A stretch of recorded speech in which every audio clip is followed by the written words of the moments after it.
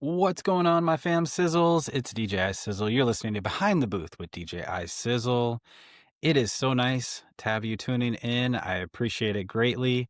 So today we're kind of in the season of the holidays, but if you have a wedding in the spring or the summer, it's time to start planning. So I want to give you a few like tips and tricks of what I've learned from being a wedding DJ. Probably for the last 4 or 5 years, we've been nonstop, 25 to 30 weddings a year.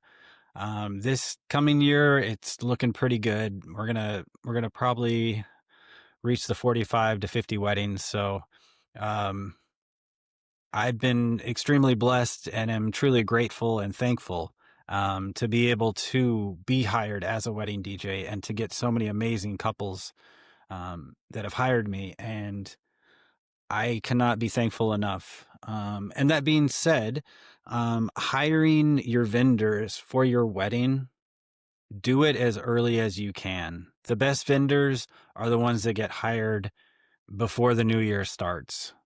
I am booked up pretty well for 2026, and I would suggest if you're looking for a great DJ for your wedding, you can definitely inquire with me. I probably still have some open dates, but looking around, the best ones always get a year ahead, a year and a half, 9, 10 months ahead.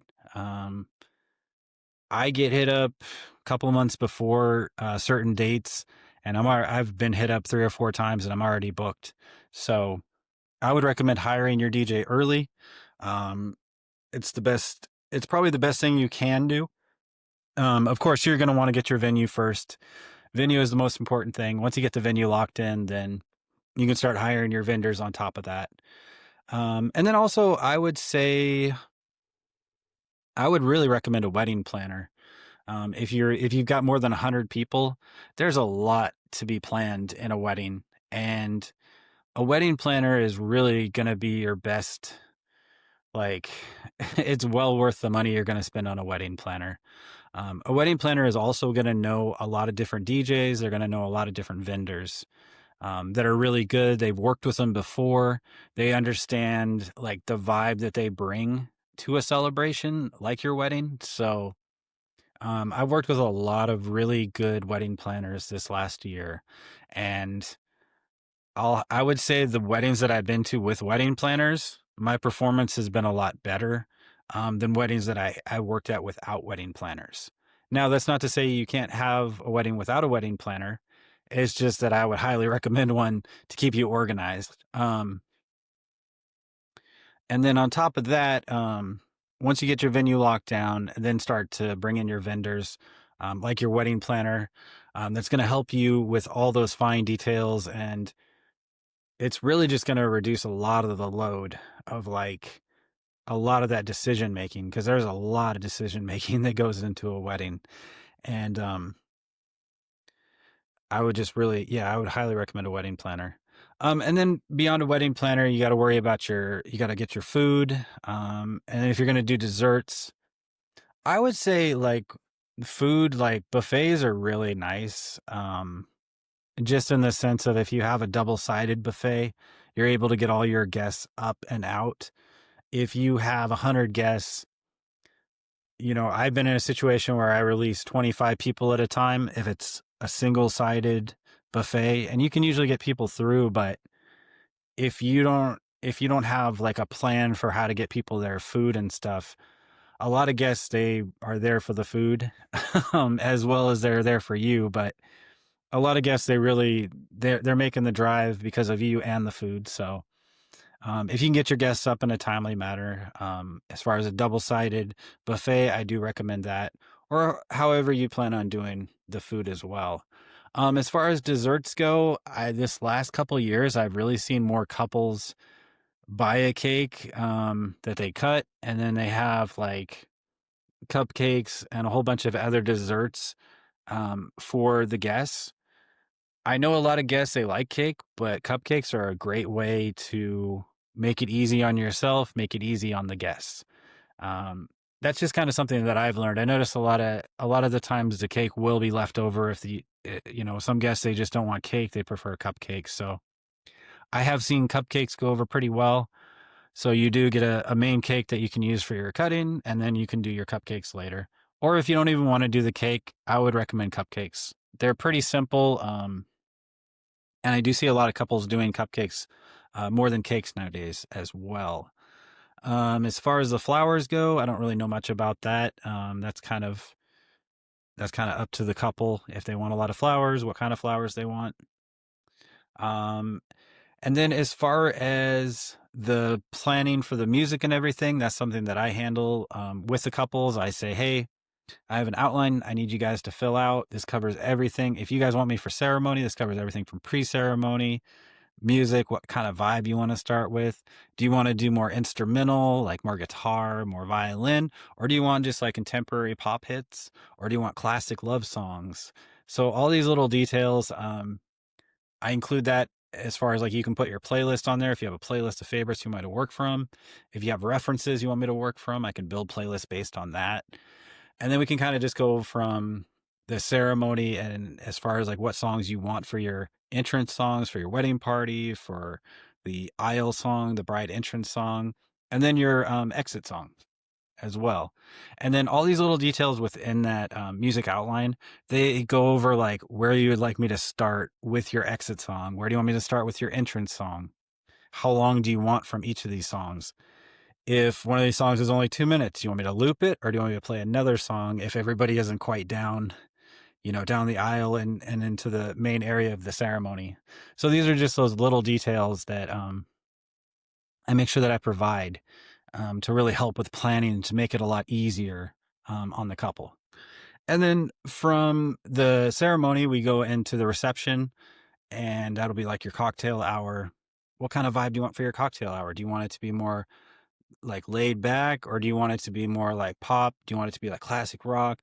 I've had some great like cocktail hours where I've been mixing classic rock. I have these really cool classic rock music kits, and I can mix classic rock songs together.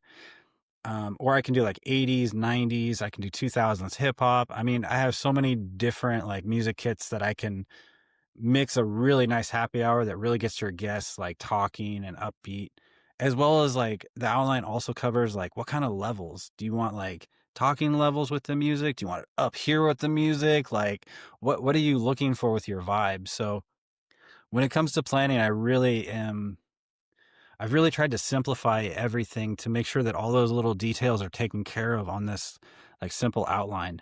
And then after reception, we have to kind of figure out like, are you going to do a grand entrance? Once you do the grand entrance, what song do you want for that? How do you want to be introduced? And then after the introduction, are you just going to go straight to dinner? Are you going to go straight to your table? Or are you going to do your first dance? And if you do your first dance, do you want to do the full song of the first dance, or do you want like a minute, minute and a half? All these little details are very important, but it makes it really smooth to understand all these things, especially as a DJ. I need to understand timing and then also have all these songs like laid out and ready to go, so I can understand the moments that you're trying to create. And then once you go into dinner, um, how many tables are you going to have? What kind of playlist do you want for dinner? Do you want dinner to be a little more laid back, a little more vibey, like everybody knows the songs, it's very singable? Or are you looking for like faster upbeat music? What kind of levels do you want on the music? Do you want it a little above people's talking so they gotta just listen to the music, or do you want a little below? These are like those little like small details that I'm really careful about, and it really makes the day so much more memorable. And understanding all these things before going into your wedding day is really important. So then after dinner, we have to kind of figure out like, what's the next vibe? Are you going to be doing first dances? Are you going to be doing a shoe game? Are you planning on doing some speeches just as dinner is ending? Who's going to be giving those speeches? Do you want a microphone? Do you want me to come in, introduce everybody? So those little things are very important to understand. That way I'm like, okay, this is what I'm going to be doing next. I understand that. Then after all of that, if you do decide not to do your first dance on the entrance, Are you going to do all your first dances after your shoe game? If you do all those dances, let me know what order you want those, what songs you want for those. And that's where like all the playlist link come into play because there's like 100 versions of each song. So understanding the link and the particular song from that link helps me so I can download that song, put it on my laptop, and then load it into my DJ program and have everything set up as far as where you want me to start the song and then where you want me to end the song. Do you want the full 3 minute, 5 minute, 1.5 minute? Do you have a special song that is going to be like a special dance that you guys have choreographed and you want to do that dance for the choreography? I had one wedding this last year where the bride wanted me to play a minute of Rascal Flatts, My Wish, and then cut it with like a record scratch and then go right into September by Earth, Wind, and Fire. And it was going to throw everybody off. And we did it. And she said, just after like 30 seconds, I'm going to be dancing, be doing the first dance and everything. And then after that, make an announcement to invite everybody to the dance floor. And it was a great moment. It was perfectly timed. Everybody got up and joined. There was 100 guests. They were all on the dance floor dancing to September, having a great time. So those little details and those little moments of like, oh yeah, my guests they would join me on the dance floor, and it would be a really cool moment that we could have, together. And those little moments. And then after that, are you going to be doing cake cutting? Are you going to be doing um, a garter toss, bouquet toss? I have a little list on there too that says no, not interested at all in the garter toss. Um, it just kind of depends, like what kind of, who you are as a couple. Like, are you outgoing? Do you have friends and family that like get rowdy, or are your friends and family more like calm and like, oh, that's cool, like all those kind of things. So, and then after all your special moments and everything are taken care of, we go into like your favorite artists, your do not plays, your must plays. Um, what kind of overall like your playlist for reception and partying? Like paste the link here so I understand what kind of vibe you want. If I understand what kind of vibe you want, I can keep the dance floor going. I can understand the hype that you want. I can find songs that are really similar to that. As well as like there's a place on there that says, do you want guest requests? Yes or no? Those are really important. Some couples I've worked with are very open to guest requests. They're like, yeah, whatever the guests want, give it to them. Other couples are like, I think we need to be a little careful on those guest requests. That's up to you, DJ. I'll be like, okay, I got you. So, guests, they want to add to the environment and the fun, but sometimes they don't understand the vision that you as a couple would have. So, they might request something that they think would be really amazing, but it wouldn't be great. So, as well as like I have really like short edits of songs and special edits. So I've been experienced enough to understand like certain songs may or might not work. And if they don't work, it's only like 60 seconds of the song versus 5 minutes of a song. And if a song isn't working, hey, we can just fade it out, bring in the next one. No big deal, right? But we helped the guests and they requested a song and cool.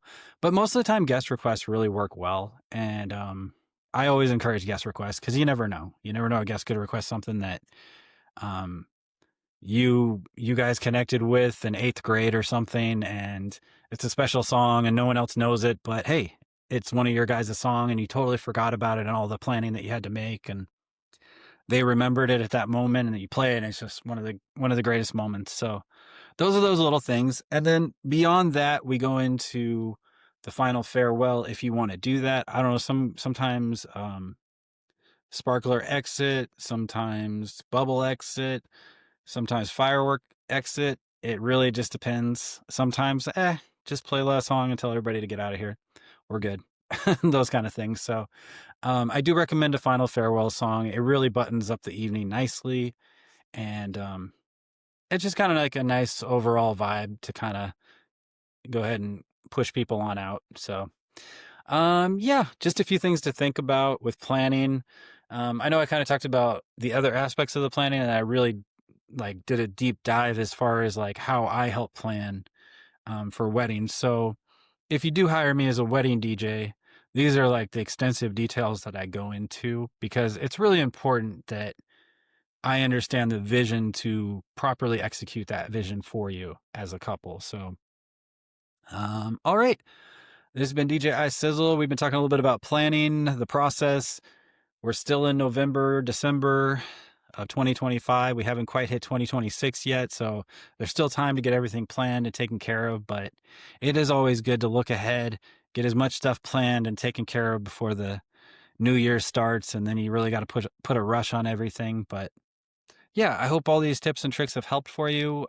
If there's any other questions you have, feel free to hit me up on my website. I always answer back on social media as well. Any questions, anything you need, I'm always happy to help. All right, this is EJ iSizzle. Thank you guys so much for watching. Bye.